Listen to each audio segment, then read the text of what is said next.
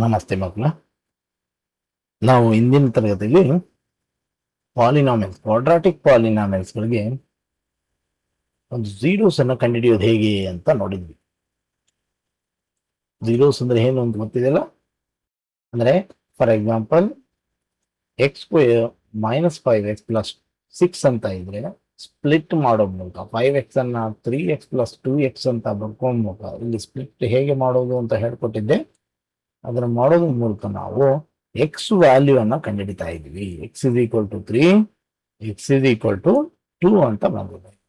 ಈ x = 3, x = 2 ನಾವು zeros ಅಂತ ಕರಿತೀವಿ. ಝೀರೋಸ್ ಅದನ್ನ ಸಿಂಬಾಲಿಕಲಿ ಆಲ್ಫಾ ಅಂತ ಕರಿತೀವಿ. ಆಲ್ಫಾ ಒಂದು, ಮತ್ತೊಂದು answer beta.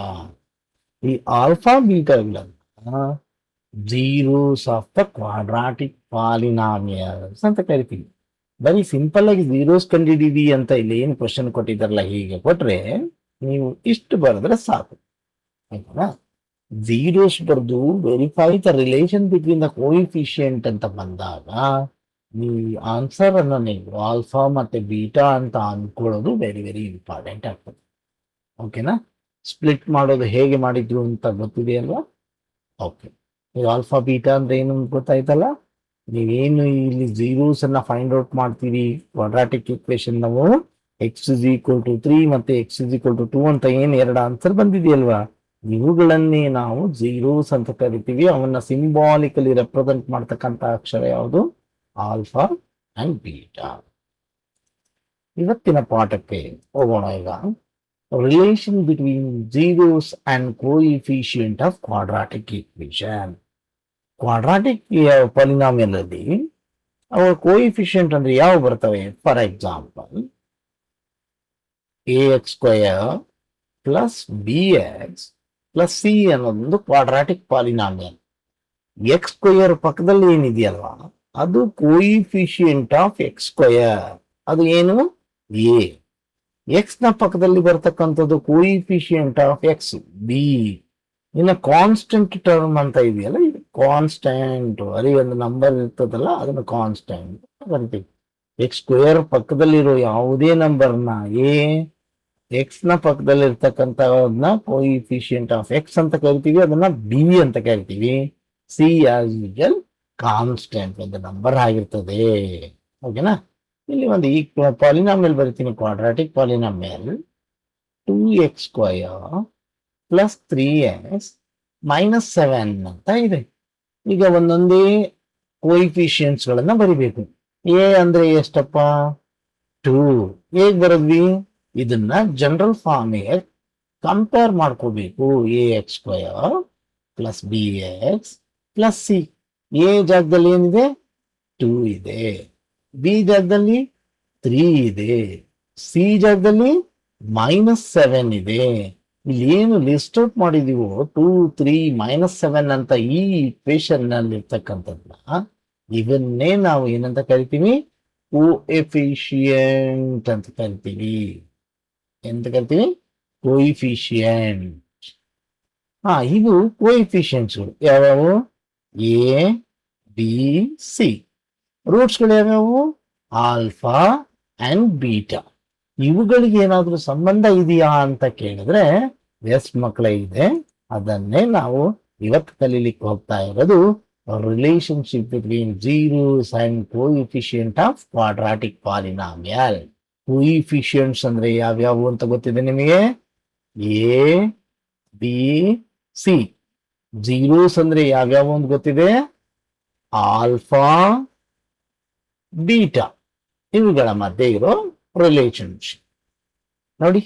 If alpha and beta are zeros of this quadratic polynomial ax² + bx + c, ಇದ್ರದ್ದು ಆನ್ಸರ್ ಅನ್ನ x = ಒಂದು ಆನ್ಸರ್, x = ಮತ್ತೊಂದು ಆನ್ಸರ್ ಬರುತ್ತಲ್ಲ, ಅದನ್ನ ಆಲ್ಫಾ ಮತ್ತೆ ಬೀಟಾ ಅಂತ ಕರಿತೀವಿ.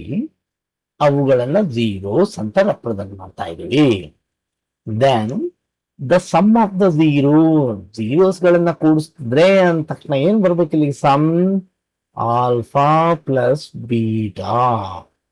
ಈ ಆಲ್ಫಾ ಪ್ಲಸ್ ಬೀಟಾ ಯಾವುದಕ್ಕೆ ಈಕ್ವಲ್ ಆಗಿರ್ತದೆ ಗೊತ್ತಾ? Minus B by A.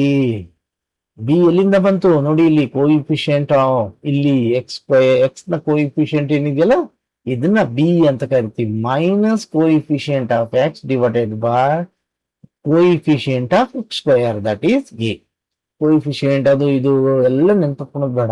X ಪಕ್ಕದಲ್ಲಿರೋದು ಇಲ್ಲಿಗೆ ಬರಿಬೇಕು, ಎಕ್ಸ್ ಸ್ಕ್ವೇರ್ ಪಕ್ಕದಲ್ಲಿರೋ ಡಿನಾಮಿನೇಟರ್ ಬರಿಬೇಕು. ಜನರಲ್ ಫಾರ್ಮ್ ನೆನ್ಪಿಟ್ಕೊಂಡ್ರೆ ಕಂಪೇರ್ ಮಾಡಿಬಿಟ್ರೆ ಎ ಯಾವುದು, ಬಿ ಯಾವುದು, ಸಿ ಯಾವುದು ಅಂತ ಗೊತ್ತಾಗೋಗ್ಬಿಡುತ್ತೆ. ಸಮ್ ಆಫ್ ದ ಝೀರೋಸ್ಗೆ ಏನು ಫಾರ್ಮುಲಾ ಇದೆ ಮಕ್ಕಳೇ? Alpha plus beta is equal to minus B by A. ನೀವು ಝೀರೋನ ಕಂಡಿಡಿದು ಕೂಡಿಸಿದಾಗ ಏನು ಆನ್ಸರ್ ಬರ್ತದೋ ಅದೇ ಆನ್ಸರ್ ಡೈರೆಕ್ಟ್ ಈ ಫಾರ್ಮುಲಾ ಯೂಸ್ ಮಾಡ್ಕೊಂಡು ಮಾಡೋದನ್ನು ಬರ್ತದೆ.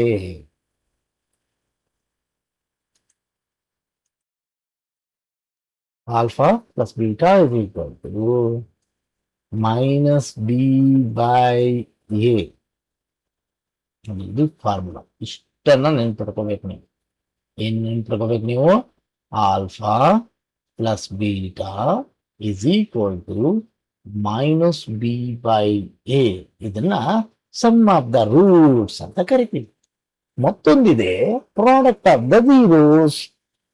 Some of the zeros. Roots ಅಂದ್ರೆ ಒಂದೇ, ಝೀರೋಸ್ ಅಂದ್ರೆ ಒಂದೇ, ಅವೆಲ್ಲ ಒಂದೇ ವರ್ಡ್ಸ್ಗಳಿದಾವೆ. ಪ್ರಾಡಕ್ಟ್ ಆಫ್ ದ ಝೀರೋಸ್ ಅಂದ್ರೆ ಏನು? ಪ್ರಾಡಕ್ಟ್ ಹೆಸರಲ್ಲ ಇದೆ, ಗುಣಿಸ್ಬೇಕು ಅಂತ. ಆಲ್ಫಾ ಮತ್ತೆ ಬೀಟಾನ ಗುಣಿಸ್ಬೇಕು. ಅವಾಗ ಬರ್ತಕ್ಕಂತ ಆನ್ಸರ್ ಏನು ಅಂದ್ರೆ ಸಿ ಬೈ ಎ ಅಂತ ಫಾರ್ಮ್. C by A. ಎರಡನೇದು product of the roots, product of the zeros ಏನಿದೆ formula? C divided by A. ಇವೆರಡೇ ಫಾರ್ಮುಲಾಗಳನ್ನ ನೆನಪಿಟ್ಕೊಳ್ಬೇಕು. ಇಷ್ಟಕ್ಕೆ ನಿಮಗೆ 3 ಮಾರ್ಕ್ಸ್. ಈಗ ಸಮ್ಮು ಮತ್ತೆ ಇದನ್ನ ಕಂಡುಹಿಡಲಿಕ್ಕೆ 2 ಮಾರ್ಕ್ಸ್ ಇರ್ತದೆ, ಝೀರೋಸ್ ಕಂಡುಹಿಡಲಿಕ್ಕೆ ಮಾರ್ಕ್ಸ್ ಇರ್ತದೆ. ಟೋಟಲ್ ಆಗಿ ಈ ಪ್ರಶ್ನೆ ನಿಮಗೆ ಎಷ್ಟು ಮಾರ್ಕ್ಸ್ ಬರ್ತದೆ? 3 ಮಾರ್ಕ್ಸ್ಗೆ 100% ಎಕ್ಸಾಮ್ ನಲ್ಲಿ ಬಂದೇ ಬರ್ತದೆ. ಹೀಗಾಗಿ you have to concentrate this. Okay. Sum of the roots ಅಂದ್ರೆ ಫಾರ್ಮುಲಾ ಯಾವುದು? Alpha plus beta is equal to minus B by A. Next product of the roots ಅಥವಾ ಪ್ರಾಡಕ್ಟ್ ಆಫ್ ದ ಝೀರೋಸ್ ಅಂತ ಹೇಳಿದ್ರೆ ಯಾವ formula? Alpha beta is equal to C by A. ಒಂದು ಲೆಕ್ಕಕ್ಕೆ ಹೋಗೋಣ ಈಗ. Find the zeros of the following quadratic polynomial.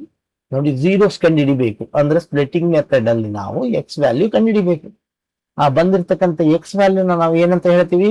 ಒಂದನ್ನ alpha ಅಂತೀವಿ, ಇನ್ನೊಂದನ್ನ ಬೀಟಾ ಅಂತ ಕರಿತೀವಿ. ಅದಾದ್ಮೇಲೆ ನಮ್ಮ ಕೆಲಸ ಏನು? Verify the relation between the zeros and coefficient. Relation between zeros and coefficient ಅಂದ್ರೆ ಯಾವುದು? ನಮ್ಗೆ ಈಗ ಆಲ್ರೆಡಿ ಗೊತ್ತಾಗ್ಬಿಟ್ಟಿದೆ. Alpha plus beta is equal to minus B by A ಅಂತ ಒಂದು ಇದನ್ನ ವೆರಿಫೈ ಮಾಡಬೇಕು. Alpha into beta is equal to C by A ಇದನ್ನ ವೆರಿಫೈ ಮಾಡಬೇಕು.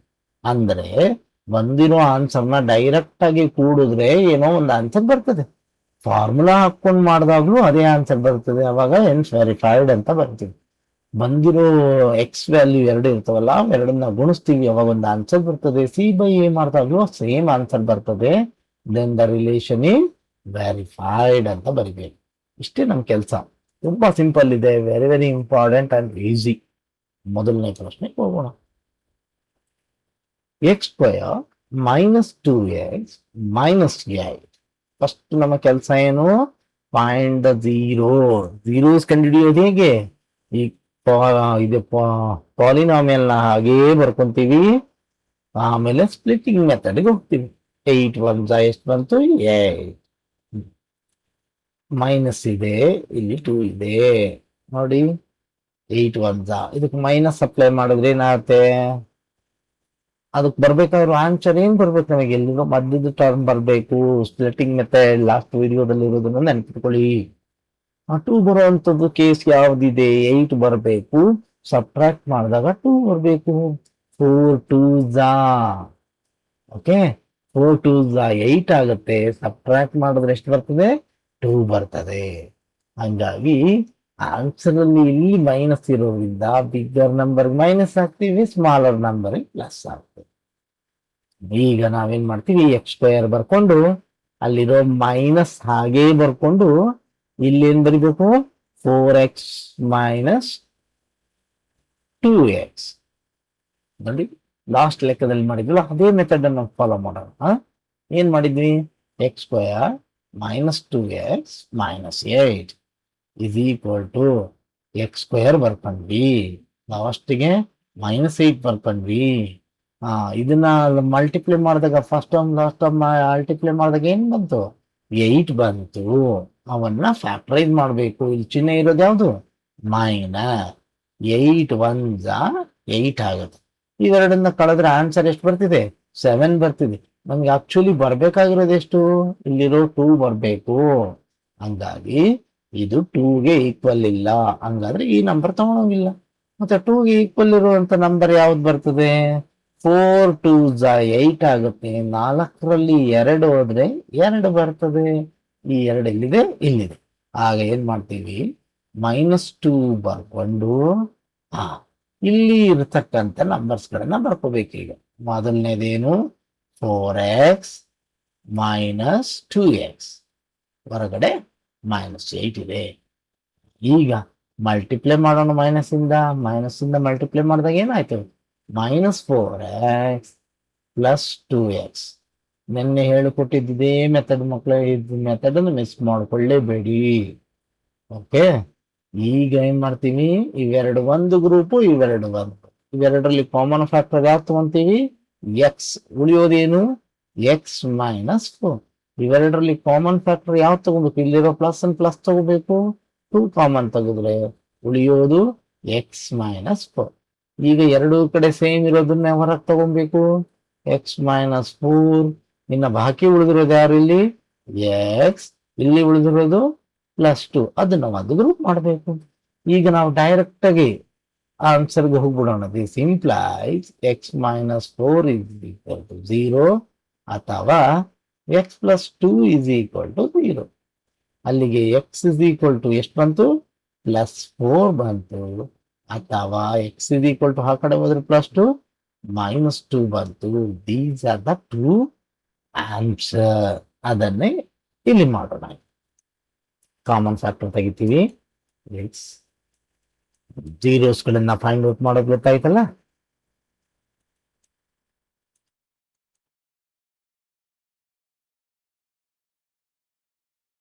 ನಮಗೆ 2 ಆನ್ಸರ್ ಬಂದಿದೆ. ಒಂದು ಎಕ್ಸ್ ಇಸ್ ಈಕ್ವಲ್ ಟು 4 ಅಂತ, ಇನ್ನೊಂದು ಎಕ್ಸ್ ಇಸ್ ಈಕ್ವಲ್ ಟು -2 ಅಂತ. ಈಗ ನಮ್ಮ ಕೆಲಸ ವೆರಿಫಿಕೇಶನ್ ಮಾಡಬೇಕು. ಓಕೆ, ಸ್ಪ್ಲಿಟಿಂಗ್ ಮೆಥಡ್ ಇಂದ ಎಕ್ಸ್ ವ್ಯಾಲ್ಯೂ 2 ಕಂಡುಹಿಡಿದ್ವಿ. ಈಗ verify the relation between the zeros and the coefficient ಅಂತ. ಮೊದಲಿಗೆ ನಾವು ಸಮ್ ಆಫ್ ದ ಝೀರೋಸ್ ಅಂತ ತಗೊಳ್ಳೋಣ. ಬಂದಿರೋ ಆನ್ಸರ್ ಅನ್ನ ನೇರವಾಗಿ ಕೂಡ್ತಾ ಇದ್ದೀವಿ. ಎಷ್ಟು ಬಂತು? 2 ಬಂತು. ಇದನ್ನ ಆಲ್ಫಾ ಪ್ಲಸ್ ಬೀಟಾ ಅಂತಲೂ ಹೇಳ್ಬೋದು. ನಾವಾಗ್ಲೇ ಹೇಳಿದೀನಿ, ರೂಟ್ಸ್ ಅನ್ನ ಏನಂತ ಕರಿತೀವಿ ನಾವು? ಒಂದನ್ನ ಆಲ್ಫಾ, ಇನ್ನೊಂದನ್ನ ಬೀಟಾ ಅಂತ ಕರಿತೀವಿ. ಎಷ್ಟು ಬಂದಿದೆ? 2 ಬಂದಿದೆ. ಈಗ ಫಾರ್ಮುಲಾ ಹಾಕೊಂಡು ಮಾಡ್ತೀವಿ. ಈ ತರ ಎಲ್ಲ ಹಾಕೋಕೋಬೇಡಿ. -b/a ಅಷ್ಟೇ ಹಾಕೋಬೇಕು ಮಕ್ಕಳೇ. There is no need of this one. ಇದೆಲ್ಲ ಬೇಡ. ಓಕೆ, ಡೈರೆಕ್ಟ್ ಆಗಿ ಆಲ್ಫಾ ಪ್ಲಸ್ ಬೀಟಾ ಇದೆ ಇಲ್ಲಿ, ಇಸ್ ಈಕ್ವಲ್ ಟು ಏನ್ ಬರೀಬೇಕು ನೀವು? -b/a. ಈ -b/a ಎಲ್ಲಿಂದ ಸಿಗ್ತದೆ ನಿಮಗೆ? ಇಲ್ಲಿ ಇದೆ ನೋಡಿ ಈಕ್ವೇಶನ್. ಏನಿದೆ ಅದು? X square -2x - 8.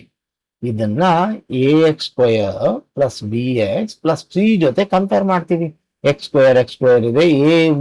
ಎ ಜಾಗದಲ್ಲಿ ಏನಿದೆಯಪ್ಪ? ಏನು ಇಲ್ಲ ಅಂದ್ರೆ 1. ಬಿ ಜಾಗದಲ್ಲಿ ಏನಿದೆ? -2. ಸಿ ಜಾಗದಲ್ಲಿ ಏನಿದೆ? -8. ನೋಡಿ, ಇಷ್ಟು ಲಿಸ್ಟ್ ಅನ್ನ ತಗೊಂಡು -b/a ಹಾಕ್ಬೇಕು. ಮೈನಸ್ ಇಲ್ಲಿ ಫಾರ್ಮುಲಾದಲ್ಲಿರೋ ಮೈನಸ್ ಬರ್ಕೊಂಡೆ. -b ಅಂದ್ರೆ ಎಷ್ಟು? -2 ಡಿವೈಡೆಡ್ ಬೈ a ಅಂದ್ರೆ ಎಷ್ಟಿದೆ? a ಅಂದ್ರೆ 1.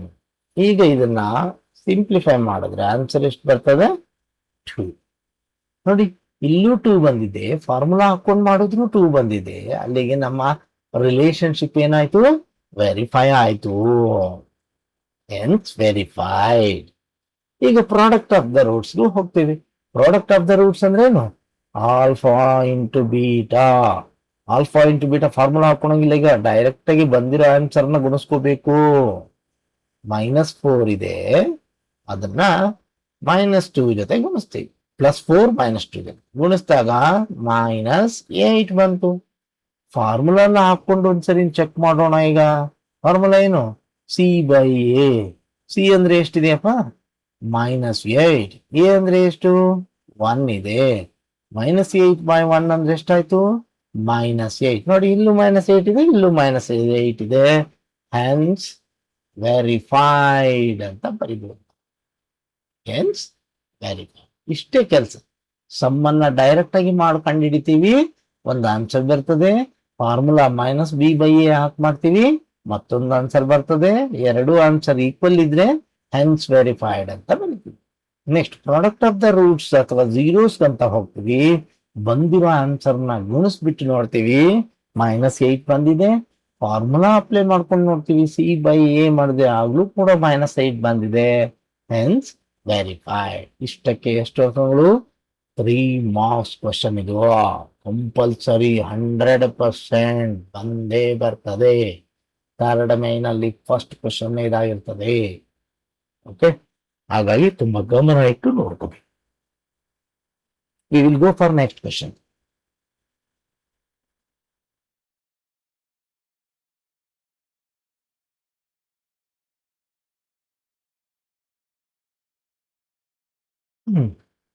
ಮೊದಲನೇ ಕೆಲಸ ಏನಪ್ಪಾ? ಸ್ಪ್ಲಿಟಿಂಗ್ ಮೆಥಡ್ ಇಂದ ನಾವು ಇದಕ್ಕೆ ಆನ್ಸರ್ ಅನ್ನ ಕಂಡುಹಿಡಿಬೇಕು. ಯಾವ ಮೆಥಡ್ ಇಂದ? Splitting method. ಸ್ಪ್ಲಿಟಿಂಗ್ ಮೆಥಡ್ ಇಲ್ಲಿ ಕಂಡುಹಿಡಿಯೋದು ಹೇಗೆ? ನಮಗೆ ಈಗ ಆಲ್ರೆಡಿ ಗೊತ್ತಿದೆ. ಹಾಗೆ ಬರ್ಕೊಂತೀವಿ ಫಸ್ಟ್ ಮತ್ತೆ ಲಾಸ್ಟ್ ಟರ್ಮ್ಸ್. ಇದರಲ್ಲಿ ಸ್ವಲ್ಪ ಮೆಥಡ್ ಚೇಂಜ್ ಮಾಡಿದ್ದಾರೆ, ನೀವು ವರಿ ಮಾಡೋದು ಬೇಡ, ನಾನು ಬರೋದು ತೋರಿಸ್ಬಿಡ್ತೇನೆ ನಿಮಗೆ.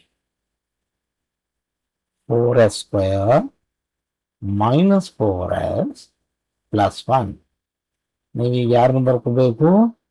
First term and last term ಬರಿಬೇಕು.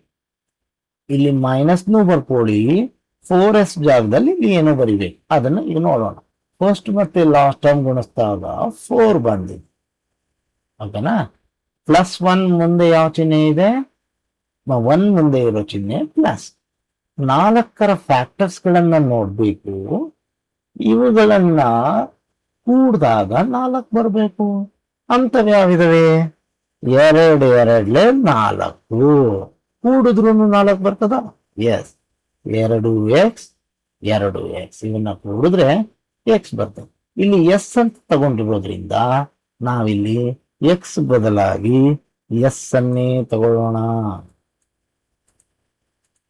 ಓಕೆ, ನಾವು ಯಾವ್ದು ತಗೋಬೇಕಿಲ್ಲಿ? 2s and 2s. Answer will be 4s. ಈಗ ಈ 4s ಬದಲಿ ಎಲ್ಲಿರೋ 4s? This 4s is replaced by these two. ಯಾವ್ದಾದಪ್ಪ ಅದು? 2s + 2s. ಓಕೆನಾ? ನೆಕ್ಸ್ಟ್ ಕೆಲಸ ಏನು? 4s² ಮೈನಸ್ ಇಂದ ಗುಣಿಸೋಣ. -2s minus into plus -2s +1. ಈಗ ನೋಡಿ, ಇವೆರಡು ಒಂದು ಗ್ರೂಪು, ಇವೆರಡು ಒಂದು ಗ್ರೂಪು. ಇವೆರಡರಲ್ಲಿ ಕಾಮನ್ ಫ್ಯಾಕ್ಟರ್ ಏನ್ ತೆಗಿಬಹುದು? 2s ಅನ್ನ ಕಾಮನ್ ತೆಗೆದ್ರೆ ಉಳಿಯೋದು s -1. ಇವೆರಡರಲ್ಲಿ ಕಾಮನ್ ಆಗಿ ಏನ್ ತೆಗಿಬಹುದು ನೋಡಿ? ಏನ್ ತೆಗಿಲಿಕ್ಕೆ ಬರ್ತದೆ ಇದರಲ್ಲಿ? ಅದರ ಕಾಮನ್ ಫ್ಯಾಕ್ಟರ್ಸ್ ಇದೆಯಾ? ಯಾವುದೂ ಇಲ್ಲ. ನೋಡೋಣ, ಅದು ಇಲ್ಲಿರೋ ಮೈನಸ್ ಅನ್ನ ತೆಗಿಯೋಣ. ಓಕೆ, 1 ಅನ್ನ ತೆಗಿಯೋಣ. ಅಲ್ಲಿಗೆ ಉಳಿಯೋದೇನು? 2s -1. ನೋಡಿ, ಇಲ್ಲಿ 4s² ಇರೋದ್ರಿಂದ 2s ಹೋದ್ರೆ ಉಳಿಯೋದೆಷ್ಟಪ್ಪ? 2s ಅಂತ. ಇಲ್ಲಿ ಮಿಸ್ಟೇಕ್ ಮಾಡಿದ್ ನೋಡಿ. 4s² ಅಲ್ಲಿ 2s ಹೋದ್ರೆ ಉಳಿಯೋದು 2s. ಇವೆರಡರಲ್ಲಿ ಕಾಮನ್ ಫ್ಯಾಕ್ಟರ್ ನಾನು ಹೇಳಿದ್ದೀನಿ, ಇಲ್ಲಿ ಯಾವ ಚಿಹ್ನೆ ಇರ್ತದೋ ಅದನ್ನ ತಗೊಂಡ್ಬಿಡ್ತೀವಿ. ಮೈನಸ್. ಆ ಮೈನಸ್ ತೆಗೆದಾಗ ಇವರಿಬ್ಬರನ್ನ ಗುಣದಲ್ಲಿ ಬರಿಬೇಕು ಅಂತ ಹೇಳಿದೀನಿ. -+- ಆಯ್ತು. ಈಗ ಬ್ರಾಕೆಟ್ ಅಲ್ಲಿ ಇರೋದು ಎರಡು ಸೇಮ್ ಇರ್ತದೆ, ಅವನ್ನ ಒಂದು ಕಡೆ ಬರ್ಕೊಳ್ಳೋಣ. 2s -1. ಇನ್ನು ಹೊರಗಿರೋವನ್ನ ಒಂದು ಗ್ರೂಪ್ ಮಾಡ್ಕೋಬೇಕು. 2s -1. ಈಗ ನೆಕ್ಸ್ಟ್ ಕೆಲಸ ಏನು, ಝೀರೋಗೆ ಕಂಪೇರ್ ಮಾಡಿ ಎಸ್ ಇಸ್ ಈಕ್ವಲ್ ಟು ಅಂತ ಕಂಡುಹಿಡಿಯೋದಷ್ಟೇ. 2s minus 1 is equal to 0 ಮೊದಲನೇ ತಗೊಂಡಿದ್ದೀನಿ, ಎರಡನೇದು ಬರ್ಕೊಂತೀನಿ. ಈಗ 2s minus 1 is equal to 0. So ಎರಡು ಸೇಮ್ ಇದೆಯಲ್ಲ, ಎರಡನೇ ಸರಿ ಯಾಕೆ ಬರ್ಕೋಬೇಕು? ದಿಸ್ ಇಸ್ ಕ್ವಾಡ್ರಾಟಿಕ್ ಪಾಲಿನಾಮಿಯಲ್ ಆಗಿರೋದ್ರಿಂದ ಎರಡು ಆನ್ಸರ್ ಬರಲೇಬೇಕು. ಆ ಎರಡು ಆನ್ಸರ್ ಈಕ್ವಲ್ ಆದ್ರೂ ಇರ್ಬೋದು, ಬೇರೆ ಬೇರೆನಾದ್ರೂ ಇರ್ಬೋದು, ಯಾವ ತರ ಬೇಕಾದ್ರೂ ಇರ್ಬೋದು. Okay, 2s is equal to plus 1 ಅಥವಾ 2s is equal to minus 1 ಆ ಕಡೆ ಕಳಿಸ್ದಾಗ ಏನಾಗ್ತಿದೆ, ಪ್ಲಸ್ 1 ಬರ್ತಿದೆ. ಈಗ S is equal to answer ಏನಾಗುತ್ತೆ, 1/2. ಇಲ್ಲಿ S is equal to answer ಏನ್ ಬಂತು, 1/2. ನಮಗೆ ಈ ಲೆಕ್ಕ ಮಾಡಿದಾಗ solution S is equal to 1/2 ಬಂದಿದೆ, ಇನ್ನೊಂದು ಎಸ್ ಇಸ್ ಈಕ್ವಲ್ ಟು 1/2 ಬಂದಿದೆ. ಈಗ ನಮ್ಮ ಕೆಲಸ ಏನು, ವೆರಿಫಿಕೇಶನ್ ಮಾಡೋದು. ಮಾಡೋಣ ವೆರಿಫಿಕೇಶನ್? ಎಸ್, ವೆರಿಫಿಕೇಶನ್ ಹೇಗೆ ಮಾಡೋಣ? Very very simple. ಮೊದಲನೆಯ ಕೆಲಸ ನಮ್ಮದು ಸಮ್ ಆಫ್ ದ ಝೀರೋಸ್ ಬರ್ಕೊಂಡು, ಸಮ್ ಆಫ್ ಝೀರೋಸ್ ಇಲ್ಲಿರೋದನ್ನ ಕೂಡಿಸ್ಬೇಕು. 1/2 ಬಂದಿದೆ, 1/2 ಬಂದಿದೆ, ಅರ್ಧ ಅರ್ಧ ಕೂಡಿಸಿದ್ರೆ ಎಷ್ಟು ಬರ್ತದಪ್ಪ, 1. ಈಗ ಫಾರ್ಮುಲಾ ಹಾಕಿ ನೋಡೋಣ. Alpha plus beta is equal to minus B by A ಆಗ್ತದೆ. ಓಕೆ, ಫಾರ್ಮುಲಾಗೆ ಹೋಗೋಕ್ಕಿಂತ ಮುಂಚೆ ಎ ಅಂದ್ರೆ ಎಷ್ಟು, ಬಿ ಅಂದ್ರೆ ಎಷ್ಟು, ಸಿ ಅಂದ್ರೆ ಎಷ್ಟು ಅಂತ ಬರ್ಕೋಬೇಕು. ನೋಡಿ, ಇಲ್ಲಿ ಕಂಪೇರ್ ಮಾಡೋಣ. ax² plus B X plus C ಅಂತ. ax² ಎಕ್ಸ್ ಜಗದ ಎಸ್ ಇದೆ, ಅಲ್ಲಿಗೆ ಎ ಇಸ್ ಈಕ್ವಲ್ ಟು ಎಷ್ಟು ಬಂತು, +4. ಬಿ ಜಾಗದಲ್ಲಿ ಎಷ್ಟಿದೆ, -4. ಸಿ ಜಾಗದಲ್ಲಿ ಎಷ್ಟಿದೆ, 1. ಓಕೆನಾ? ಈಗ ನಾನು ಫಾರ್ಮುಲಾ ಹಾಕೊಂಡು ನೋಡ್ತಿದ್ದೀನಿ. -b/a minus ಬರ್ಕೊಂಡೆ. ಬಿ ಅಂದ್ರೆ ಎಷ್ಟಿದೆಯಪ್ಪ, -4 ಡಿವೈಡೆಡ್ ಬೈ ಎ ವ್ಯಾಲ್ಯೂ ಎಷ್ಟಿದೆ, 4 ಇದೆ. ಮೈನಸ್ ಇಂಟು ಮೈನಸ್ +4 ಆಗುತ್ತೆ, ಡಿವೈಡೆಡ್ ಬೈ 4. ಎರಡನ್ನು ಭಾಗಿಸಿದ್ರೆ ಉತ್ತರ ಎಷ್ಟು ಬಂತು, 4. ನೋಡಿ, ಸಮ್ ಆಫ್ ದ ಝೀರೋಸ್ ಅಂತ ಮಾಡಿ ಇಲ್ಲಿ ಬಂದಿರೋ ಎಸ್ ಆನ್ಸರ್ನ ಎರಡನ್ನು ಡೈರೆಕ್ಟ್ ಕೂಡಿದಾಗ ನಮಗೆ ಒಂದು ಆನ್ಸರ್ ಬಂದಿದೆ. ಫಾರ್ಮುಲಾ ಹಾಕೊಂಡು -b/a ಮಾಡ್ಕೊಂಡು ಮಾಡಿದಾಗ್ಲೂ ಒಂದು ಆನ್ಸರ್ ಬಂದಿದೆ. ಅದಕ್ಕೋಸ್ಕರ ನಾವು ಏನ್ ಬರೀಬೇಕು, ಹೆನ್ಸ್ ವೆರಿಫೈಡ್. ಎರಡು ಸೇಮ್ ಇದೆ ಅಂತ ಅರ್ಥ. ಓಕೆನಾ? Next product. ಪ್ರಾಡಕ್ಟ್ಗೆ ಎರಡನ್ನು 1/2 ಇಂಟು 1/2 ಗುಣಿಸೋಣ. ನ್ಯೂಮರೇಟರ್ 1 1 2 2 ಎಷ್ಟು ಬರುತ್ತಪ್ಪ, 4.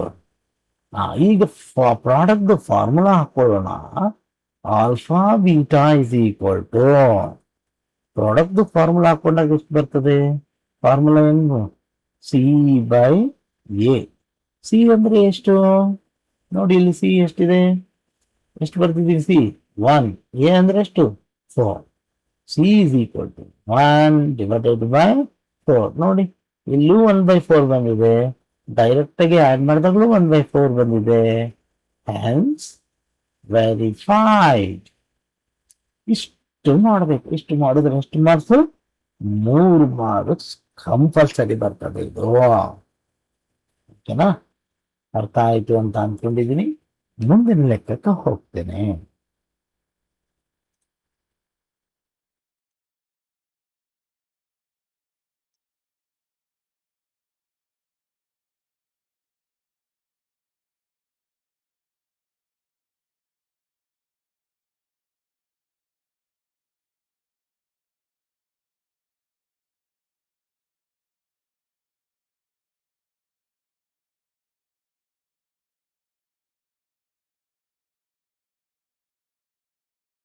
ಮತ್ತೊಂದು ಲೆಕ್ಕ ಬಂದಿದೆ.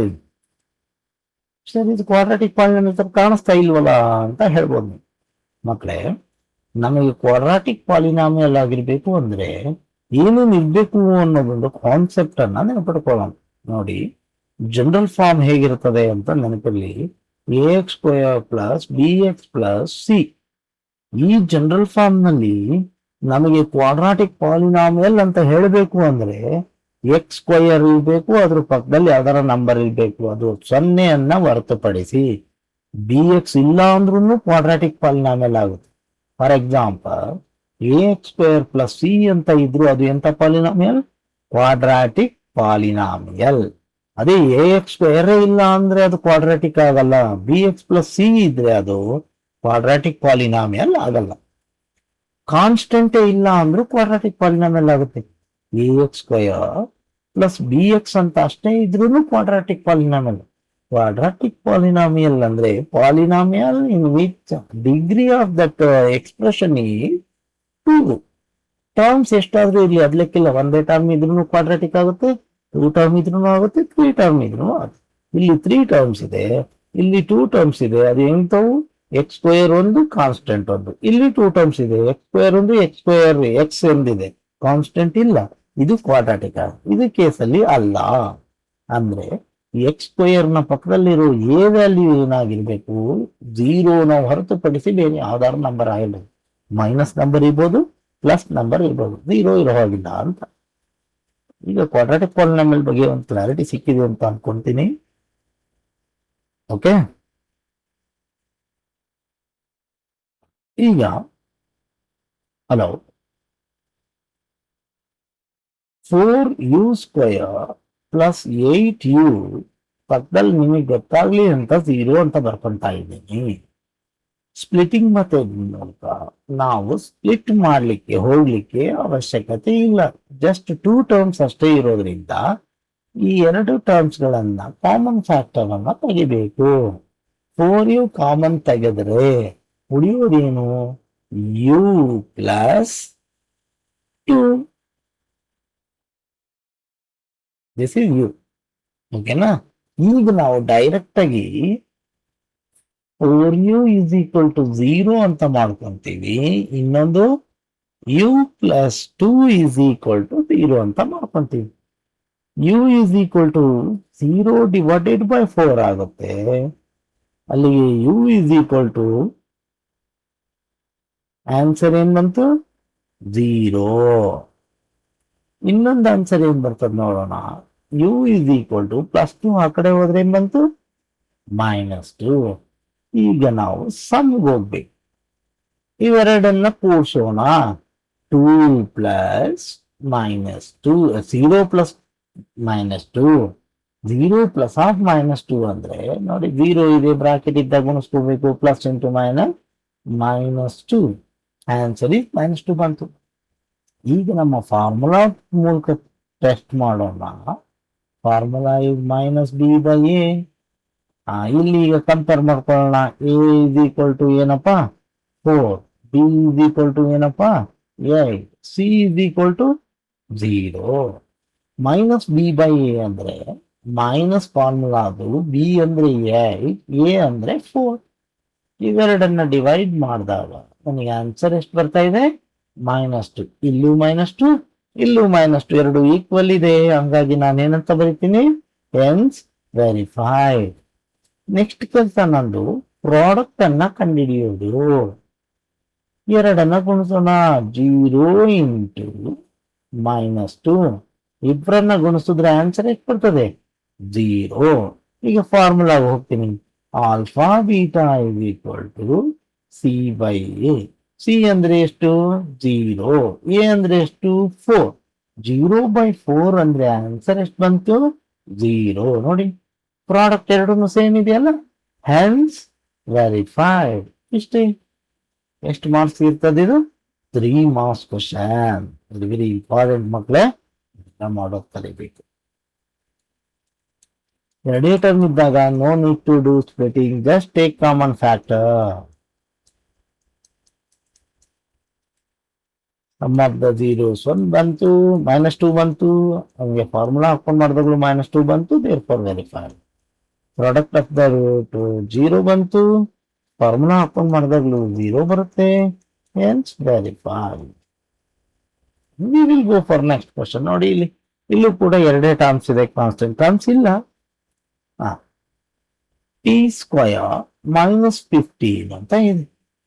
ಈಗ ಎಕ್ಸ್ ಇನ್ನೊಂದು ಇಲ್ಲದೆ ಇರೋದ್ರಿಂದ ಕಾಮನ್ ಫ್ಯಾಕ್ಟರ್ ಏನು ತೆಗಿಲಿಕ್ಕೆ ಬರಲ್ಲ. Directly we will put is equal to 0. ಹಾಗಾದ್ರೆ T square is equal to -15 ಆ ಕಡೆ ಹೋದ್ರೆ ಏನಾಯ್ತು, +15 ಆಯ್ತು. ಈಗ ಸ್ಕ್ವೇರ್ ನ ಆ ಕಡೆ ಕಳಿಸಿದಾಗ ±√15 ಆಗುತ್ತೆ. ಅಲ್ಲಿಗೆ ನಮಗೆ ಬರ್ಬೇಕಾಗಿರೋ ಎರಡು ಆನ್ಸರ್ ಏನು ಅಂದ್ರೆ +√15 ಒಂದು, ಇನ್ನೊಂದು -√15. ಈಗ ಸಮ್ಗೆ ಹೋಗೋಣ. ಸಮ್ ಆಫ್ ದ ಜೀರೋಸ್ ಏನಿದೆ, 0 +√15 ಒಂದಿದೆ, ಇನ್ನೊಂದು -√15 ಇದೆ. ಪ್ಲಸ್ ಮೈನಸ್ ಎರಡು ಕ್ಯಾನ್ಸಲ್ ಆಗ್ತದಲ್ಲ, ಆನ್ಸರ್ ಏನ್ ಬರ್ತದೆ 0 ಬಂತು. ಫಾರ್ಮುಲಾ ಹಾಕೊಂಡು ನೋಡೋಣ.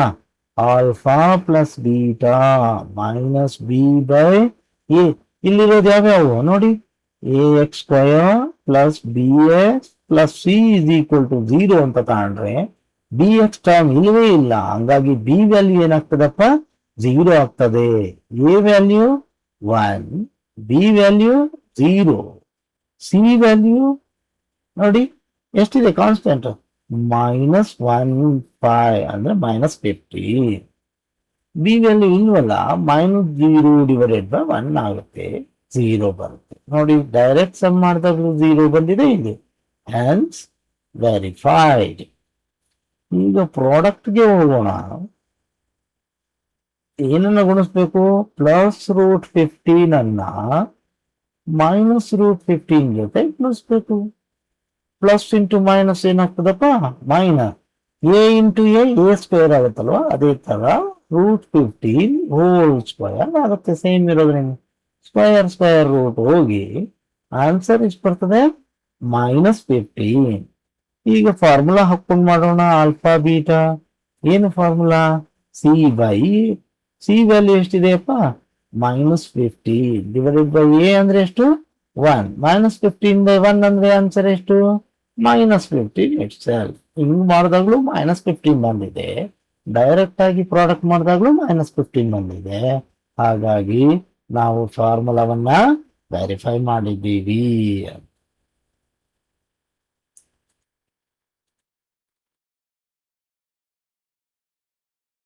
ಡೈರೆಕ್ಟ್ ಆಗಿ ನಾವು ಸಿಂಪಲ್ ಮೆಥಡ್ ಅಲ್ಲಿ ಮಾಡೋಣ ಮಕ್ಕಳೇ. ಇಷ್ಟಕ್ಕೊಂದು ಜಾಸ್ತಿ ತಲೆ ಕೆಡಕೋ ಅವಶ್ಯಕತೆ ಇಲ್ಲ. ಟಿ ವ್ಯಾಲ್ಯೂ 2 ಬರ್ತದೆ, +√50 ಇನ್ನೊಂದು -√50. ಸಮ್ ಮಾಡ್ತಾನೆ ಕ್ಯಾನ್ಸಲ್ ಆಗ್ತದೆ 0. ಆಲ್ಫಾ ಪ್ಲಸ್ ಬೀಟಾ ಮಾಡಿದಾಗ್ಲೂ 0 ಬರ್ತದೆ, ವೆರಿಫೈ. ಪ್ರಾಡಕ್ಟ್ ಮಾಡಿದಾಗ -15 ಬಂತು, ಫಾರ್ಮುಲಾ ಹಾಕೊಂಡು ಪ್ರಾಡಕ್ಟ್ ಮಾಡಿದಾಗ್ಲೂ -15 ಬರ್ತದೆ, ಅನ್ಸಲ್ಲ. ಇಲ್ಲಿ ನೋಡಿ, ಇದನ್ನ ನೋಡಿದ ತಕ್ಷಣ ನೀವು ಸ್ಪ್ಲಿಟಿಂಗ್ ಮೆಥಡಿಗೆ ಹೋಗ್ಬಿಡ್ತೀರಿ. ಹೋಗ್ಬಾರ್ದಂಗೆ, ಇದು ಆರ್ಡರ್ ಅಲ್ಲಿ ಇಲ್ಲ. 6x² ಇದೆ, ಅದಾದ್ಮೇಲೆ 7x ಬರಬೇಕು, ಆಮೇಲೆ -3. ಹಿಂಗೆ ಸ್ಪ್ಲಿಟಿಂಗ್ ಮೆಥಡಿಗೆ ಹೋಗ್ಬಿಟ್ರೆ ನಿಮಗೆ ಆನ್ಸರ್ ತಪ್ಪಾಗ್ತದೆ. ಅದಕ್ಕೋಸ್ಕರ ನಿಮ್ಮ ಫಸ್ಟ್ ಕೆಲಸ ಏನಂದ್ರೆ ಇದನ್ನ ಆರ್ಡರ್ ಅಲ್ಲಿ ಬರ್ಕೋಬೇಕು. 6x² -7x -3. ಈಗ ಫಸ್ಟ್ ಟರ್ಮ್ ಅನ್ನ ಲಾಸ್ಟ್ ಟರ್ಮ್ ಅನ್ನ ಬರ್ಕೊಂಡ್ಬಿಡೋಣ. ಇಲ್ಲಿರೋ ಮೈನಸ್ ಇರ್ಲಿ, ಮಧ್ಯದಲ್ಲಿ ಬ್ರಾಕೆಟ್ ಅಲ್ಲಿ ಬರೆಯೋದಲ್ಲೇ ಇರ್ಲಿ, ಲಾಸ್ಟ್ ಇರೋದೇನಪ್ಪ ಮೈನಸ್.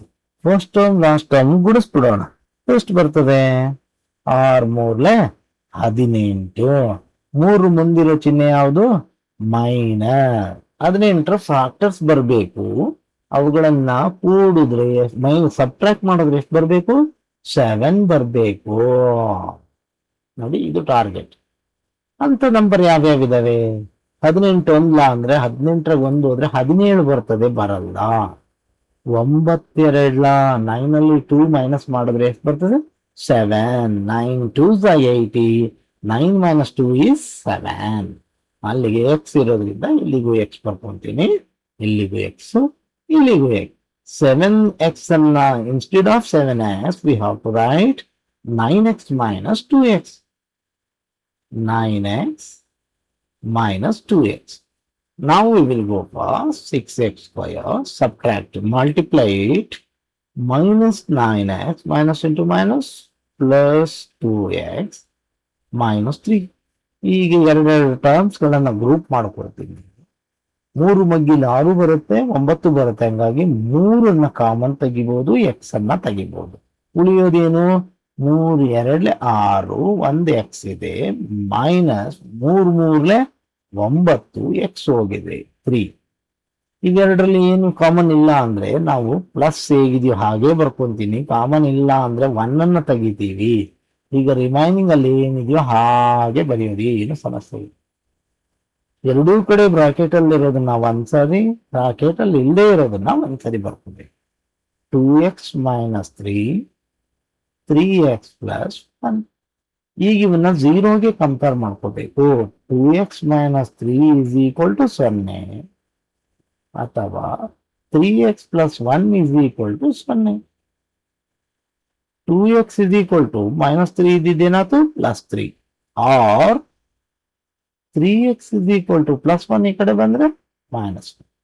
ಇಲ್ಲಿ ಈಗ x = 3/2 ಆಯ್ತು. ಆರ್ x ಈ 3 ಈ ಕಡೆ ಕಳಿಸಿದ್ರೆ -1/3 ಆಯ್ತು. ಎರಡು ಆನ್ಸರ್ ಬಂತು. ಈಗ ನಾವು ಸಮ್ ಹೋಗೋಣ.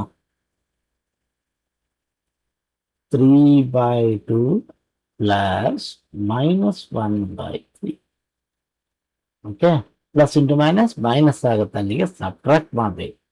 2 3s 6, 3 3s 9. ಇಲ್ಲಿ ಯಾವ ಚಿಹ್ನೆ ಇದೆ? ಮೈನಸ್. ಸಬ್ಟ್ರಾಕ್ಟ್ ಮಲ್ಟಿಪ್ಲಿಕೇಶನ್ ಮಾಡಿದ ಮೈನಸ್ 2 1s 2. ಈಗ 9 ಅಲ್ಲಿ 2 ಹೋದ್ರೆ ಎಷ್ಟು? 7/6. ಒಂದು ಆನ್ಸರ್ ಸಿಕ್ತು ನಮಗೆ. ಓಕೆನಾ? ಈಗ ನೀವು ಇಲ್ಲಿ ಕಂಪೇರ್ ಮಾಡಿದಾಗ ax² + bx + c ಕಂಪೇರ್ ಮಾಡಿದಾಗ a value becomes 6, b value is -7, c value is -3 ಬರ್ತದೆ. ಡೈರೆಕ್ಟ್ ಆಗಿ ಆಲ್ಫಾ ಪ್ಲಸ್ ಬೀಟಾ ಫಾರ್ಮುಲಾ ಹಾಕ್ಕೊಳ್ತೀನಿ. -b/a. ಓಕೆನಾ? -b ಅಂದ್ರೆ ಏನು? -7 ಇದೆ, / a is 6. -into +7/6. ಎರಡು ಸೇಮ್ ಇದೆಯಲ್ಲ, hence verify. ಈಗ ಪ್ರಾಡಕ್ಟ್ಗೆ ಹೋಗ್ತೀನಿ. ಆಲ್ಫಾ ಪ್ಲಸ್ ಬೀಟಾ ಅಲ್ಲ, ಬಂದಿರೋ ಆನ್ಸರ್ಗಳನ್ನ ಪ್ರಾಡಕ್ಟ್ ಮಾಡೋದು. ಓಕೆ, ಪ್ರಾಡಕ್ಟ್ ಯಾವ್ದಾದ್ರದ್ದು? 3/2 × -1/3. ಗುಣಾಕಾರ ಮಾಡುವಾಗ ನ್ಯೂಮರೇಟರ್ ಡಿನಾಮಿನೇಟರ್ ಮಲ್ಟಿಪ್ಲೈ ಮಾಡ್ತೀವಿ. 3 1s 3, -3 2 3s 6. On dividing -1/2, we will get -1/2 here. Now we will go for the formula. Alpha into beta is equal to c/a. What is the value of c? -3 divided by a is 6. ನೋಡಿ, -3/6 ಬಂದಿದೆ. Answer -1/2. These two are also equal. We can write here and verified. That's all. Easy ಇದೆ ಅಲ್ವಾ? Very nice.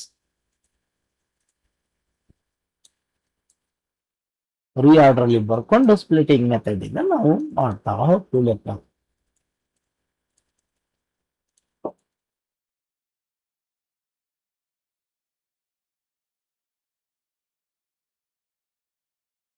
Sum of the zeros ಎಷ್ಟು ಬಂತು? 7/6. ಫಾರ್ಮುಲಾದಲ್ಲೂ ಕೂಡ 7/6 ಬರ್ತದೆ. Product of the roots ಎಷ್ಟು ಬಂತು? -1/2 ಬಂತು. ಇಲ್ಲೂ ಕೂಡ -1/2 ಬರ್ತದೆ. Verify. We will go for one more problem. ನೋಡಿ, ಇದು ಸ್ಟ್ಯಾಂಡರ್ಡ್ ಫಾರ್ಮ್ ನಲ್ಲಿ ಇದೆಯಾ? ಎಸ್. 3x² - x ಇದೆ, -4 ಇದೆ. ax² + bx + c ಅನ್ನೋ ಫಾರ್ಮುಲಾ ಇದೆ. ಹಂಗಾಗಿ no need to any alteration. ಓಕೆನಾ? ಮಾಡೋಣ. ಮೊದಲಿಗೆ ಏನು ಕೆಲಸ? 3x² ಬರ್ಕೋಬೇಕು, ಮೈನಸ್ ಬರಿಬೇಕು, ಇಷ್ಟುದ ಬ್ರಾಕೆಟ್ ಹಾಕಬೇಕು, -4. 4 3 12. 4 ಮುಂದೆ ಇರೋ ಚಿಹ್ನೆ ಯಾವುದು? ಮೈನಸ್. ಇಲ್ಲಿ ಕೂಡುದು ಕಳೆಯೋದು ಮಾಡಿದಾಗ ಇಲ್ಲಿ ಏನು ಇಲ್ಲ ಅಂದ್ರೆ ಎಷ್ಟು ಬರ್ಬೇಕು ಆನ್ಸರ್ 1 ಬರ್ಬೇಕಂತ. ಆ ಥರದ ನಂಬರ್ ಯಾವಿದಾವೆ ಅಂತ ನೋಡಿದಾಗ ನಮ್ಗೆ ಇಲ್ಲೇ ಸಿಕ್ಬಿಡ್ತಿದೆ 4 3 ಎಕ್ಸ್ ಇರೋದ್ರಿಂದ 4x 3x 1x. ಈ 1x ಬದಲಿ ನಾವು ಇದನ್ನು ಬರ್ಕೊಂತೀವಿ ಇಲ್ಲಿ 4x minus 3x. 3x square minus ಇಂದ ಮಲ್ಟಿಪ್ಲೈ ಮಾಡೋಣ -4x ಪ್ಲಸ್ 3x minus 4. ನಾವು ಇಲ್ಲಿ ನಾವು ಗ್ರೂಪ್ ಅನ್ನಾದ್ರೂ ಮಾಡ್ಬೋದು. 3x ಸ್ಕ್ವೇರ್ ಇದೆ 3x ಇದೆ ಅದನ್ನ ಒಂದ್ ಕಡೆ ಬರ್ಕೊಂಡು 4x 4 ಇರೋದು ಒಂದ್ ಕಡೆ ಬರ್ಕೊಂಡು ಅದು ಮಾಡ್ಬೋದು. No sir we will do like this only ಅಂದ್ರೆ ಈಗೂ ಮಾಡ್ಬೋದು. ಇವೆರಡರಲ್ಲಿ ಕಾಮನ್ ಫ್ಯಾಕ್ಟರ್ ನಿಮಗೆ ಕಾಣಿಸ್ತಾ ಇರೋದು ಎಕ್ಸ್. ರಿಮೈನಿಂಗ್ ಏನಿದೆಯಪ್ಪ 3x ಇದೆ -4 ಇದೆ. ಇವೆರಡರಲ್ಲಿ ಯಾವುದೇ ಕಾಮನ್ ಫ್ಯಾಕ್ಟರ್ ಇಲ್ಲ. ಇಲ್ಲಿರೋ ಚಿಹ್ನೆ ಪ್ಲಸ್ ಅದನ್ನ ಬರ್ಕೊಂಡೆ. ಏನೂ ಇಲ್ಲ ಅಂದ್ರೆ 1 ಕಾಮನ್ ಫ್ಯಾಕ್ಟರ್. ಒಳಗಿರೋದು ಹೇಗಿದೆಯೋ ಹಾಗೆ ಬರಿತೀವಿ. ಈಗ ಎರಡು ಬ್ರಾಕೆಟ್ ಅಲ್ಲಿ ಇರೋದನ್ನ ಒಂದ್ಸಾರಿ ಬರ್ಕೋಬೇಕು 3x - 4x + 1. ನಾವು ಈಕ್ವೇಟ್ ಟು 0 ಮಾಡೋಣ. 3x - 4 = 0 or x + 1 = 0. 3x +4 ಅಥವಾ x -1. 1 ಆನ್ಸರ್ ಸಿಕ್ತು. ಇಲ್ಲಿ 3x 4 ಇದೆಯಲ್ಲ, ಹಾಗಾದ್ರೆ x ಏನಾಗುತ್ತೆ 4/3. we will get second answer. ಈಗ ಸಮ್ ಆಫ್ ದ ರೂಟ್ಸ್ ಎರಡನ್ನ ಕೂಡಿಸೋಣ 4/3 ಪ್ಲಸ್ -1. ಡಿನಾಮಿನೇಟರ್ ಯಾವುದು ನಂಬರ್ ಇಲ್ಲ ಅಂದ್ರೆ 1 ಅಂತ ಬರ್ಕೊಳ್ಳೋಣ. 3 1s 3, 1 4s 4. ಇವೆರಡು ಮಲ್ಟಿಪ್ಲೈ ಮಾಡಿದಾಗ ಏನ್ ಚಿಹ್ನೆ ಬರ್ತಿದೆ -3 1s 3. 4 - 3 is 1/3. This is the sum, direct sum. ನಾವೀಗ ಎ ಬಿ ಬರ್ಕೊಂಡ್ಬಿಡೋಣ. ಎ ಎಷ್ಟಿದೆಯಪ್ಪ ಮಕ್ಕಳ 3, B value is -1, C value is -4. Sum alpha plus beta ಏನಾಗ್ತದೆ -b/a. ಮೈನಸ್ ಬಿ ಅಂದ್ರೆ ಎಷ್ಟಿದೆ -1 divided by a is 3. Minus into minus plus 1/3. Verify ಆಯ್ತಾ? And verified. ಈಗ ಪ್ರಾಡಕ್ಟ್ಗೆ ಹೋಗೋಣ. ಪ್ರಾಡಕ್ಟ್ಗೆ ಹೋದ್ರೆ 4/3 ಇಂಟು -1. -1 ಇಂದ ಗುಣಿಸಿದ್ರೆ ಏನ್ ಬರ್ತದೆ? ಅದೇ ಬರ್ತದೆ -4/3. ಫಾರ್ಮುಲಾದಲ್ಲಿ ಗುಣಿಸೋಣ. Alpha into beta = c/a. What is the value of C? -4 ಇದೆ. -4 divided by 3. Hence, verified. That's all. Very easy question. Okay. Thank you ಮಕ್ಕಳೇ. ಇಲ್ಲಿವರೆಗೂ ನಾವು ಝೀರೋಸ್ ಅನ್ನ ಕಂಡುಹಿಡಿಯೋದ್ರ ಜೊತೆಗೆ sum of the roots zeros and product of the zeros ಗಳಿಗೆ ಇರತಕ್ಕಂಥ relation ಅನ್ನ ವೆರಿಫೈ ಮಾಡೋದು ಹೇಗೆ ಅಂತ ನೋಡಿದೀವಿ. Next class we will discuss some more problems in different concepts. Thank you very much for watching. Like the video and share it to your friends. Don't forget to subscribe. Thank you.